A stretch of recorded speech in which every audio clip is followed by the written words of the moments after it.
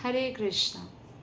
आज हम एकादशी के बारे में कथाएं स्टार्ट करने जा रहे हैं और ये पुस्तक है श्री एकादशी। हिज ग्रेस क्रतुदास अधिकारी इनका राइटर है, तो इस बुक से हम पढ़ेंगे। एकादशी के बारे में जानने के लिए हमें पहले जानना होगा कि एकादशी का क्या महात्म्य हमारे शास्त्र बताते हैं। बहुत सारे लोगों को व्रत की महात्म्य नहीं पता है और वो लोग सोचते हैं कि ये व्रत नहीं करने से भी कोई फ़र्क नहीं पड़ता, लेकिन आइए शास्त्र से जानते हैं कि क्या कहा गया है। जनरली संसार में हर मनुष्य को भोग करने की प्रवृत्ति बहुत होती है और जीवन के जो परम चरम लक्ष्य है आत्मा का, कृष्ण प्रेम, उसके प्रति कोई भी उनको उत्साह नहीं रहता है। और भोग करने की भी अगर प्रवृत्ति है तो भी व्यक्ति कितना भोग करेगा। मान लीजिए भोग उनको अच्छा लगता है जंक फूड, तो कितना खाएगा, बीमार हो जाएगा। आजकल पूरे विश्व में इसका जागरूकता हो रही है कि हमें डिटॉक्स अपने बॉडी को करना बहुत ज़रूरी है और उसके लिए हमें कम से कम महीने में 2 बार भूखा रहना चाहिए। भूखा मतलब अन्न नहीं खाना चाहिए, बल्कि हम खा सकते हैं जैसे कि फल, सलाद एक्सेट्रा। तो जब भौतिक रूप से भी लोग इतना जागरूकता दिखा रहे हैं तो क्यों ना उसको आध्यात्मिकता से भी वो जान ले और इससे आध्यात्मिक लाभ भी होगा। और जब हम आध्यात्मिक कार्य करते हैं भौतिक लाभ तो हमें होता ही है। कई लोग सोचते हैं कि शायद शुक्ल पक्ष के एकादशी अच्छा होगा या कृष्ण पक्ष की, किस दिन से एकादशी उठाएं, व्रत करें। दोनों ही एकादशी अत्यंत शुभ है। हम किसी भी एकादशी से अपना व्रत स्टार्ट कर सकते हैं। शास्त्र में बताया गया है कि एकादशम न भुंजित पक्ष योरु भयोरपि। दोनों पक्ष के एकादशी में भोजन यानी अन्न ना खाए, फलाहार कर सकते हैं। तो एकादशी देवी का जो उत्पत्ति है, प्रादुर्भाव है या जन्म, ये मार्गशीर्ष महीने में कृष्ण पक्ष में ही हुआ है। हरिभक्ति विलास के द्वादश विलास में श्री एकादशी की महात्म्य के बारे में बताया गया है। चिंतामणि समाहेशा अथवापि निधि स्मृता कल्पपादापप्रेक्षा वा सर्ववेदोपमाथवा। तो नारद पुराण में श्री वशिष्ठ जी कहते हैं कि यह एकादशी चिंतामणि के समान समस्त चिंताओं का हरण करने वाली है। कौन नहीं चाहते कि हम समस्त चिंताओं से मुक्त हो, दुख से मुक्त हो। तो एकादशी वो कार्य करते हैं और किसी निधि के समान, जैसे कोई बहुमूल्य संपत्ति हो, कल्पवृक्ष की भांति हमारी सारी इच्छाओं को जो है वो पूर्ति करते हैं और सर्व वेदों की उपमा स्वरूप है, यानी सर्वोपरि सर्वपूज्य और महत्वपूर्ण है एकादशी का व्रत। आगे बताया गया है कि गोविंदा स्मरणम नृणाम एकादश्यामुपोषणम प्रायश्चित्तमिदं नूनं संसारोत्तारकारकम। तो श्री गोविंद के स्मरण सहित श्री एकादशी के व्रत का पालन ही समस्त पापों का प्रायश्चित्त और संसार सागर से पार होने का उपाय है। ऐसे तो बहुत लोग पापों का बहुत प्रायश्चित्त करते हैं, लेकिन जो एकादशी व्रत से होता है, हजारों यज्ञ आप कीजिए, सिर्फ एक एकादशी पालन करने से ही उसका फल मिल सकता है। हजारों गाय दान देने का फल एकादशी पालन करने से प्राप्त होता है। इसके बारे में और हम विस्तार से पढ़ेंगे। विष्णु पुराण में कहा है कि ओंकार सर्ववेदानां यथा चाद्यः प्रपूजितः तथा सर्वव्रतानां द्वादशी व्रतमुत्तमम्। तो विष्णु पुराण में कहा गया है कि जिस प्रकार समस्त वेदों का आदि स्वरूप ओमकार पूजित होता है, क्योंकि हर वेद मंत्र ओम से शुरू होता है और ओम जो है भगवान का ही शब्द रूप है, तो उसी प्रकार समस्त व्रतों में आदि व्रत जो है द्वादशी व्रत है। तो इसमें कंफ्यूज होने की ज़रूरत नहीं है। द्वादशी व्रत मतलब एकादशी। तो आप देखेंगे बहुत लोग जो है एकादशी व्रत जिस दिन एकादशी लगा उसी दिन से शुरू करते हैं। भले ही सूर्योदय में दशमी हो, लेकिन असल में शास्त्रों के हिसाब से हमें एकादशी कौन सा रखना चाहिए, जो जैसे कि सूर्य उगने के साथ जो एकादशी व्रत लगा हुआ हो, एकादशी का दिन हो, भले ही एकादशी दोपहर तक खत्म हो जाए और द्वादशी लग जाए, तो द्वादशी से मिश्रित एकादशी ही रखना चाहिए, वही श्रेष्ठ व्रत होता है, यही यहाँ पे बताया गया है।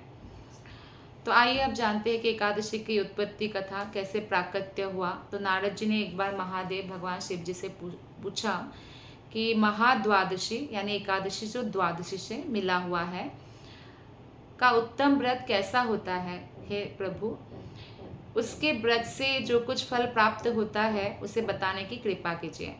तो महादेव जी कहते हैं कि एकादशी जो है महान पुण्य फल देने वाली है, और इतना पुण्य फल देने वाली कोई व्रत ही नहीं है।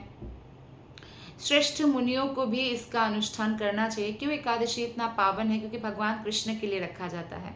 एकादशी को माधव तिथि भी कहते हैं। माधव तिथि मतलब जो भगवान की प्रसन्नता के लिए व्रत किया जाता है, जैसे जन्माष्टमी हुआ, गौर पूर्णिमा चैतन्य महाप्रभु के लिए, या राम नवमी, नरसिंह चतुर्दशी, इस तरह के जो व्रत होते हैं, जैसे एकादशी व्रत है, ये कृष्ण के लिए रखा जाता है, इसलिए सर्वश्रेष्ठ माना गया है। तो आगे महादेव जी बताते हैं कि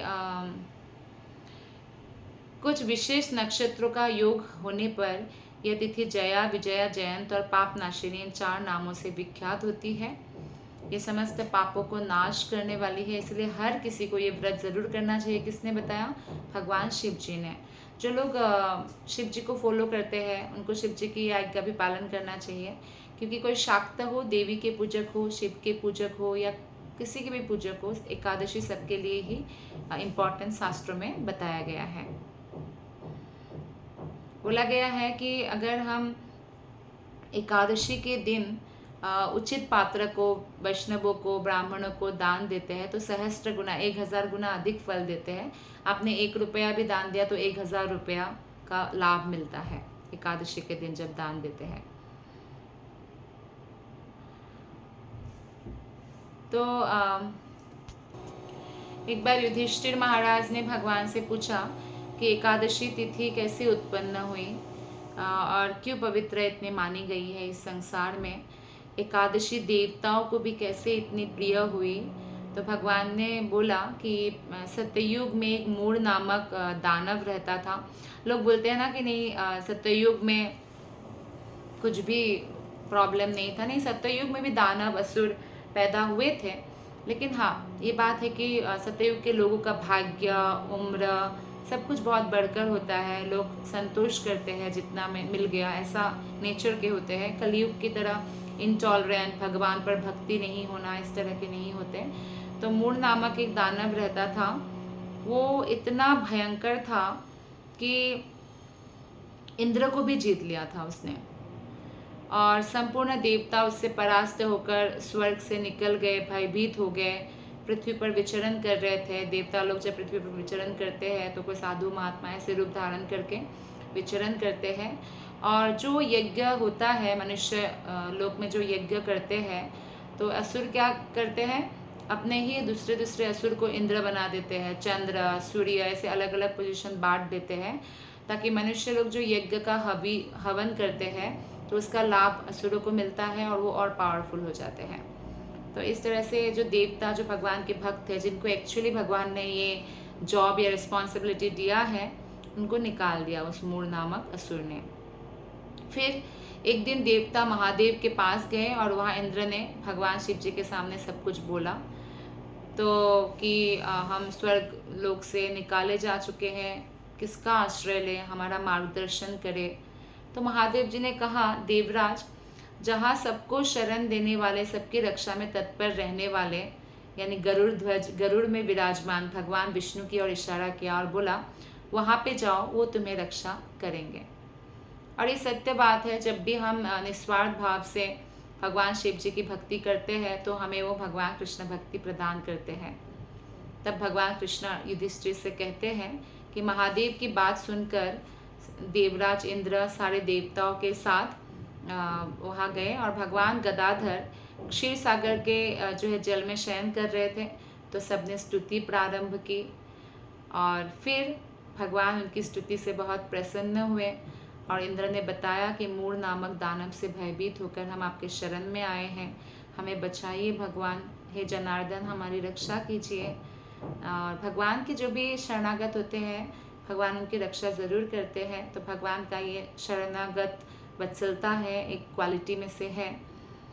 तो देवताओं को तो भगवान हमेशा सहायता करते हैं, क्योंकि वे भगवान के भक्त भी हैं और सबके कल्याण के लिए जो है उन्होंने रिस्पॉन्सिबिलिटी को संभाला है, like administrative officers of Krishna, जिससे भौतिक जगत का जो मैनेजमेंट बना रहे हैं। तो जब इस तरह से प्रार्थना करते हैं तो भगवान विष्णु बोले, देवराज वो दानव कैसा है, रूप बल कैसा है, कहाँ रहता है, मुझे बताओ। तो इंद्र ने बोला कि ब्रह्मा जी के ही वंश में तालजंघ नामक एक महान असुर उत्पन्न हुआ था और उसका पुत्र मूढ़ है, वो भी बहुत ही भयंकर है, बहुत महापराक्रमी है, देवताओं भी उनसे जीत नहीं पाए। चंद्रावती नाम से प्रसिद्ध है, एक नगरी है, उसी में वो अपना जगह बना ली है, वही रहता है। तो फिर जब भगवान ने सारी बातें सुने तो भगवान को क्रोध आया कि अच्छा, देवता गणों को इसने तंग करके रखा है। तो फिर भगवान जो है देवताओं को लेकर वही चंद्रावतीपुरी गए, जहाँ मूढ़ नामक असुर रहता है। देवताओं ने देखा कि जो दैत्यराज मूढ़ है वो बहुत गर्जना कर रहा है। देवता लोग तो वहाँ से चले गए क्योंकि वो लोग तो हार चुके थे, लेकिन वो भगवान विष्णु को भी देखकर गर्जना कर रहे थे, ललकार रहे थे।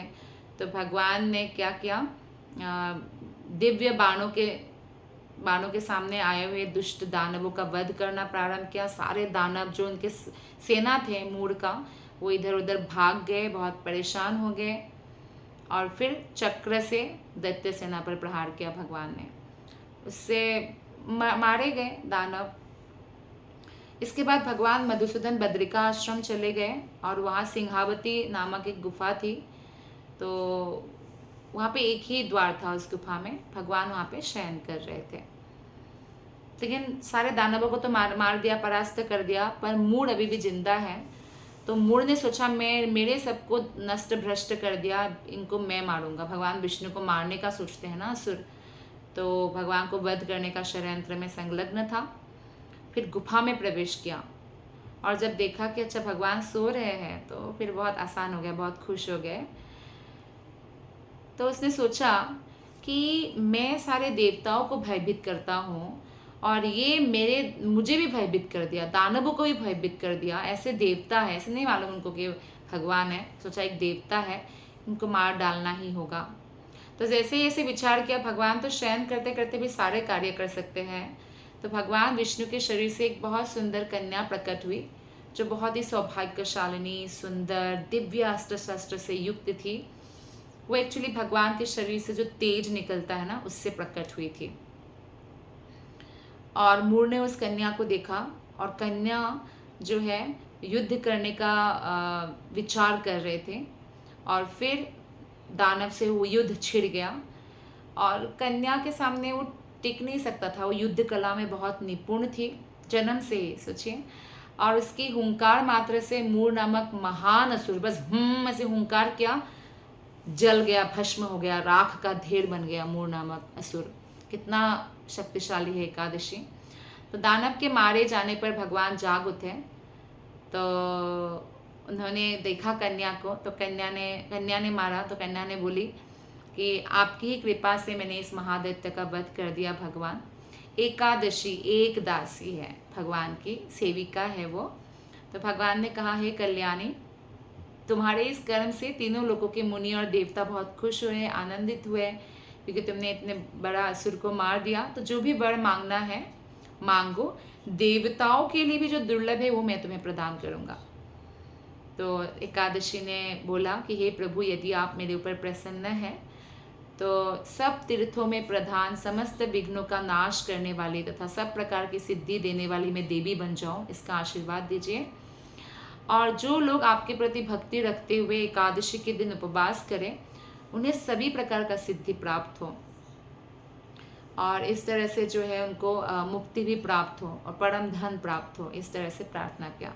तो भगवान विष्णु ने उनको आशीर्वाद दिया कि ये सब जो तुमने बोला ये पूर्ण होगा।